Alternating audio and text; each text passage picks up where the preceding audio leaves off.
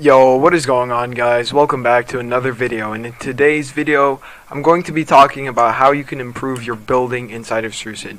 And before I say anything, I'm going to have to say, to improve building in Strucid, you're going to want to have some kind of VIP server that you can use, whether it's your friends or your own, just because that eliminates people from killing you in game and just makes the experience much smoother for you.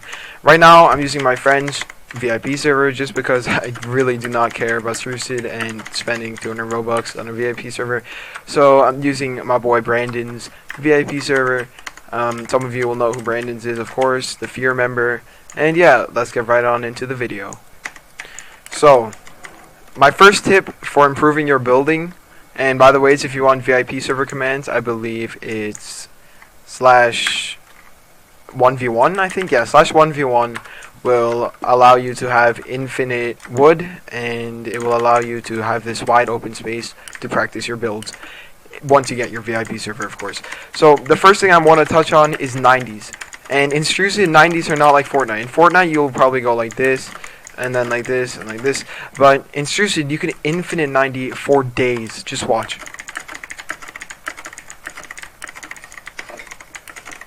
Like, it's kind of insane. And the reason you can do this is just Roblox mechanics are completely whack compared to Fortnite mechanics, and Strucid is not as well made. I don't think it was intended for this to be possible, but you can do it, and it's completely abused, especially by Brandon's, as you can see. Look at this. So, the way you do this, I'm just going to walk you guys through it very slowly. Let me go to the floor real quick. Okay, so to start off, you might want to just build a ramp or two. I usually jump and turn, then place a ramp and then a wall. Then jump and turn, ramp, wall. Jump, turn, ramp, wall, jump, turn, ramp, wall. Literally the easiest thing in the world to learn. And if you guys want my keybinds, I will show that to you in a second. I'm not sure why, and I wouldn't recommend using some random person's keybinds, of course. Just because you guys should get used to your own keybinds, and Andrew himself made a video on how to use mouse buttons as keybinds for Strucid. So if you want to go and check that out, I don't advise it, but yeah, sure, go for it. So anyways, as I was saying, that's your classic infinite 90. And the thing you always want to do is you'll notice that jump fatigue is a thing. So if I just go onto a flat piece of land and I just start jumping infinitely, after 4 jumps, you start going completely fatigued. Like, you cannot jump high at all. You have to stop for maybe 3 or 4 seconds before you can jump again. So what you want to do when you infinite 90 is you want to go jump, jump, jump, infinite 90, infinite 90, infinite 90, jump, jump, jump, infinite 90, infinite 90, infinite 90. And that's literally the way you do it. And you won't lose any momentum, and you'll keep going as fast as you can. Some people have mastered the left 90, but I really would not suggest trying this if you haven't mastered it at all. And if you're too far in the middle of your ramp and you try to do this 90 and you just keep jumping, you're just going to ramp yourself every time. So I'd recommend staying as far to the left side as you can. Well, okay, say there's a divider in the middle, and of course there's a line here. Try to stay in the middle.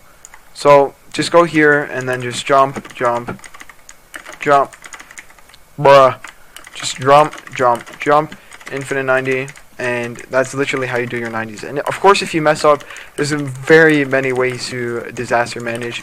So say I'm just jumping and I end up ramping myself like this or something like this. You can always just, from the bottom, you can just edit that ramp, then pyramid off and keep 90ing.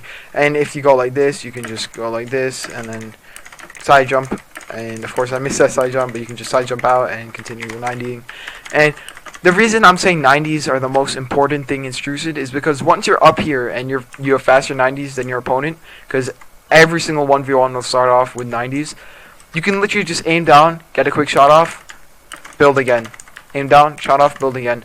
And if they get above you, well, this is the next segment of this building tutorial, you guys are going to need to do something called retakes.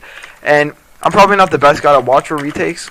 When you have people like Swisha out there, he's probably the best retakes king in Strucid. But I will show you guys some simple ones that I learned that were effective for me. So, for just kind of beginners, say the guy's above you, he's 90'd up here. I'll give you a bit of a scenario. Give me a second.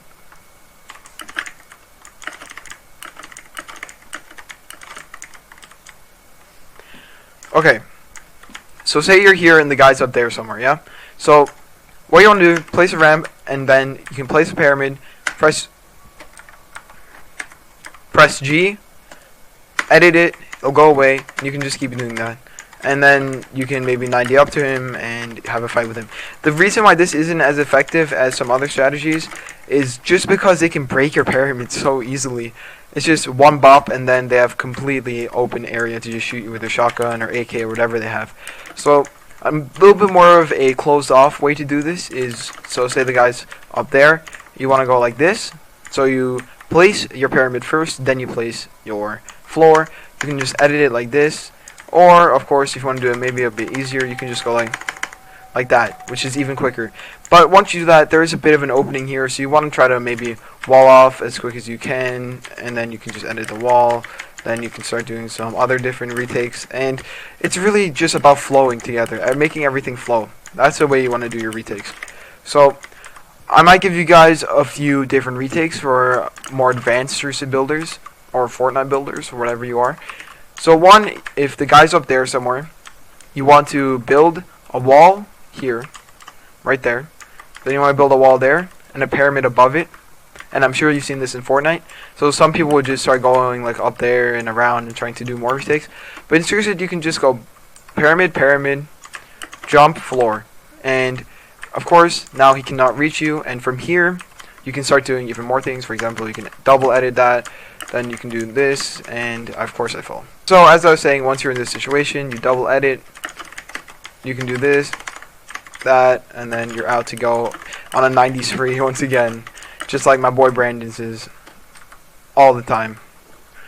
So another thing you guys are going to need to learn if you want to do retakes is edits, because honestly, editing, it can be difficult for people, especially considering that Fortnite edits are smoother and the squares to click in are actually bigger than Strucid. So if I just go to edit a wall, you can tell the squares are kind of weird in Strucid. And there also aren't as many edits in Strucid. For example, there's no door edit for some reason. Like, what? Andrew? It's the easiest thing to code. But anyways, I'm going to teach you guys just one more retake that you guys can use if someone's above you. So, one thing you can do is you can build two walls there, build a pyramid right behind you, and you're still open here, so you have to do this very quickly. So you have to just go like that, and it's very smooth.